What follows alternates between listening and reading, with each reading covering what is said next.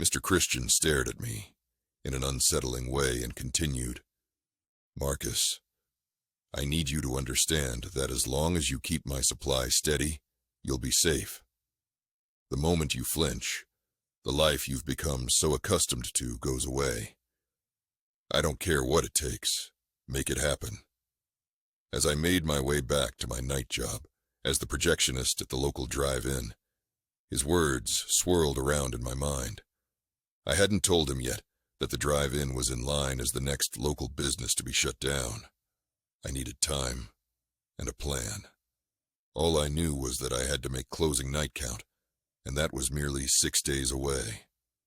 Fitting that they planned it for a Friday the 13th, it felt like a massively unfortunate loss to the community and to myself. I'd worked there ever since I was 15. It was my first job. How I loved it back in the day when it was booming. Opening night years ago was such a rush, such an adventure, and I was fortunate enough to be one of the original employees. No matter what else I had going on over the years, I always made a point to keep what my parents used to call my meager job as the projectionist. I'd built quite a life for myself outside of that, but that life never had as much value to me as those nights when I'd settle into my booth at the drive-in.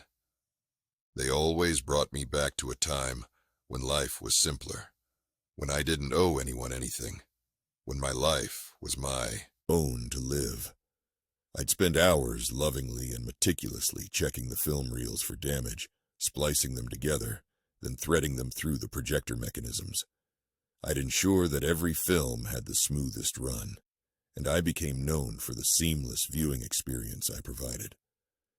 Pretty soon, everyone started calling me Q Mark, a little insider's joke in the industry. But it stuck, and I was proud of it.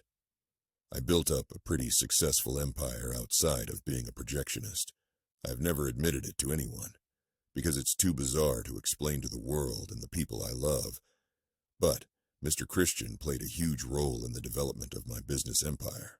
It was as if it had happened overnight, and although it took many decades, it did all seem to happen at once.